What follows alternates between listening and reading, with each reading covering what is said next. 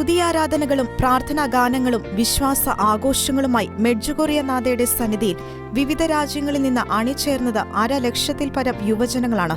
പ്രത്യാശ പകരുന്ന വിശ്വാസസാക്ഷ്യങ്ങളും പ്രബോധന പരമ്പരകളും ദിവ്യകാരുണ്യ ആരാധനയുടെ തിരുമണിക്കൂറുകളുമായി കത്തോലിക്ക യുവത വിശ്വവിഖ്യാത മരിയൻ തീർത്ഥാടന കേന്ദ്രമായ മെഡ്ജുഗോറിയയിൽ ഒത്തുകൂടിയ ദിനങ്ങൾ ക്രൈസ്തവ വിശ്വാസ സാക്ഷ്യം കൂടിയായി മാറുകയായിരുന്നു.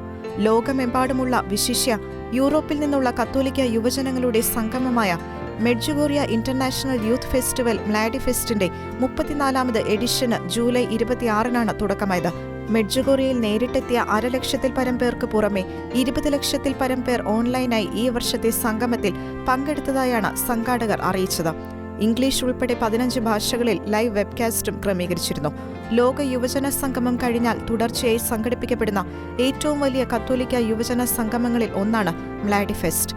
ഫ്രാൻസിസ്കൻ സഭാംഗങ്ങളായ father Slavko Barbaric, father Tomislav Lasic എന്നിവർ 1989-ൽ തുടക്കം കുറിച്ച യുവജന കൂട്ടായ്മ 1,00,000-ൽ പരം പേർ പങ്കെടുക്കുന്ന മഹാസംഗമമായി മാറിയിരിക്കുകയാണ്.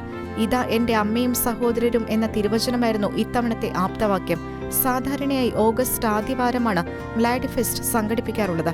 എന്നാൽ ഇത്തവണ ഓഗസ്റ്റ് 1 മുതൽ 6 വരെ ലോക യുവജന സംഗമം നടക്കുന്നതിനാൽ ഇത് ജൂലൈ 26 മുതൽ 30 വരെ ആക്കുകയായിരുന്നു. 500-ൽ പരം വൈദികരും സംഗമത്തിൽ പങ്കെടുത്തു.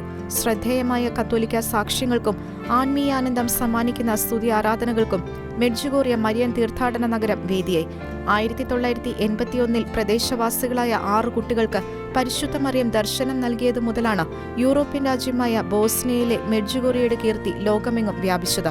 അവരിലൂടെ മനുഷ്യരാശിക്കായി പരിശുദ്ധ ദൈവമാതാവ് ഇന്നും സന്ദേശങ്ങൾ നൽകുന്നു എന്നാണ് പറയപ്പെടുന്നത്.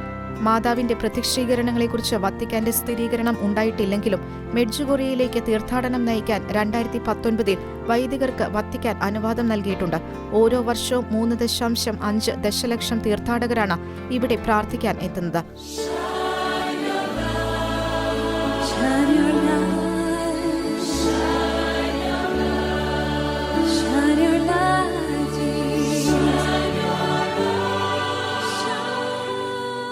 International desk Shekinah news.